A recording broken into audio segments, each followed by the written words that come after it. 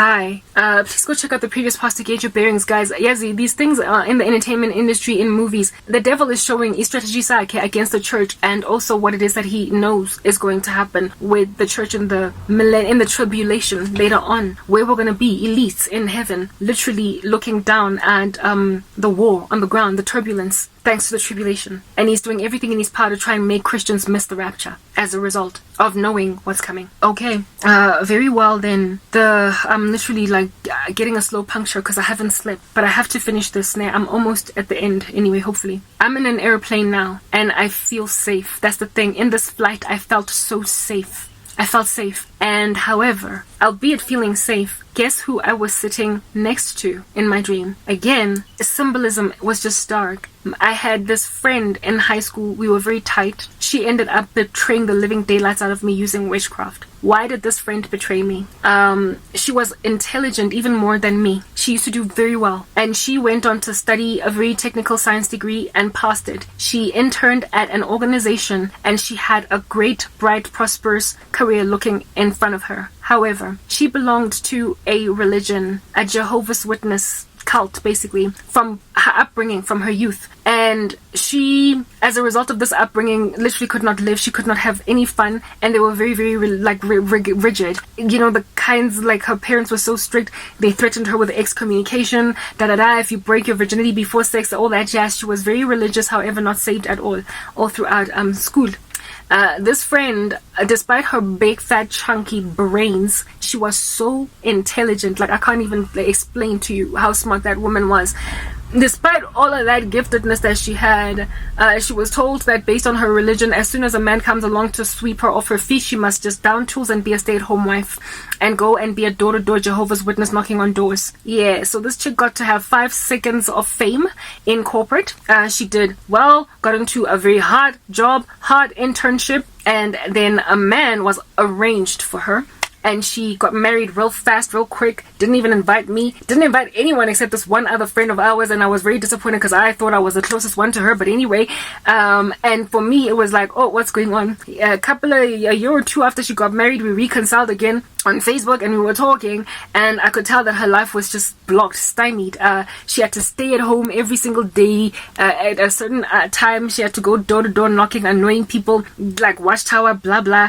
Yeah, she was now just this person whose entire giftedness was squandered, wasted by the religion that she belonged to, the cult that she belonged to. And I was like there for my friend. Okay, we used to Facebook chat all the time, and I thought she was cool. I thought she was happy because she appeared content with her religion, but it turns out she was very, very unsatisfied with life generally. So because of her lack of satisfaction, upon watching me grow and all of our other friends grow, especially me, because we were the closest together, the two of us, she got envious and started to gnash her teeth, and she wanted a life. She didn't have one. She was stranded, incarcerated in this cult that she belonged to that was taking away her gift, her degree. Everything was just thrown down the toilet. She just, like, all she could do now was just knock door to door. Yes, like it. That friend. Anyway, whatever. So she turned to witchcraft.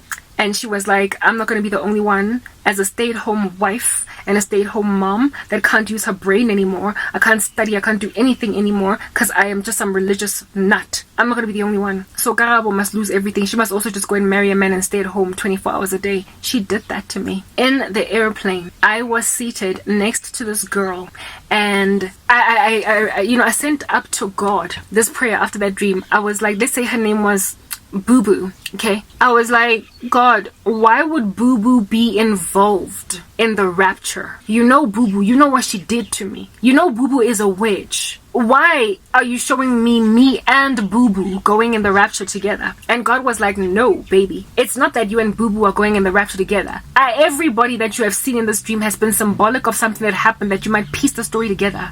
Boo Boo is a strategy against your life in the sense that they want you to end up like Boo Boo, a severely gifted woman, terribly intelligent.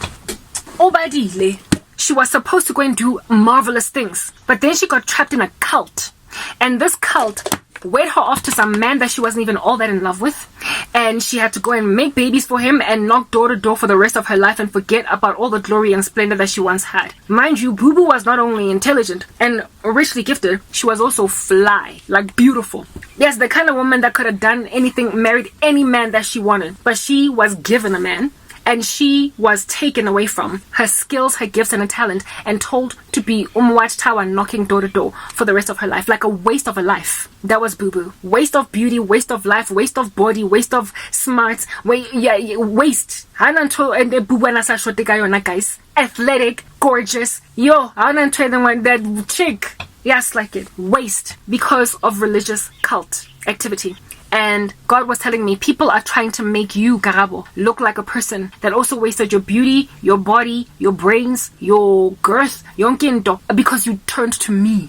They are literally trying to make Christianity look like the Jehovah's Witness cult that takes gorgeous, beautiful young women and just makes them slaves to a God that doesn't even exist. And cause you to also ultimately, as a result, end up married to some dude that's going to take care of you for the rest of your life. That, yes, it's not going to be slapping you around like Ike Turner, but you're not going to be in love. You're not going to know that freeing feeling of just being absolutely violently and just aggressively in love with the man. They are not like, she was essentially kind of arranged married to this guy, and it had to be some dude that was also watchtower naye, and the two of them were just gonna go and preach the Jehovah's Witness gospel, which is no gospel at all, it's anathema, to the world until she reaches a ripe old age, looks back at her youth and realizes it was wasted by the cultic religion she was raised in. It was shoved down her throat. I chose Christ freely. I came to him of my own volition when I was 26. This girl was raised in this cult, and they're trying to compare me to my former friend from high school. People are trying to make me look like I joined a cult and went religiously fanatic and decided to just knock door to door, evangelizing about the end of the world and telling people about Jesus and doing nothing but bearing babies for a man that I don't even love that much. But hey, he professes Christ and he is my sole provider. Like the perversion of roles in the Bible, where they go and they make out of men the only people that can do anything, while women just sit around and be like, yes, Baba. Like disregarding the fact that God gave Eve giftedness at all.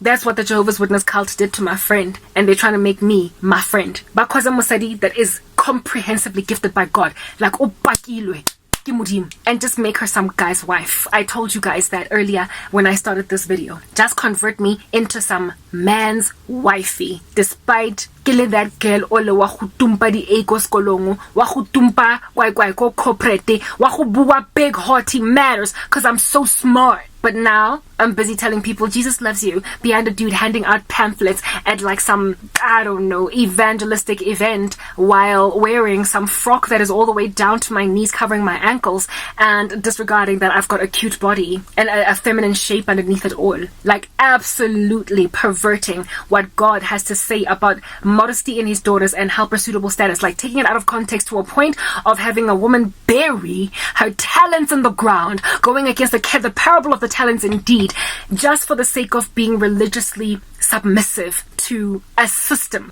and a man and not so much God.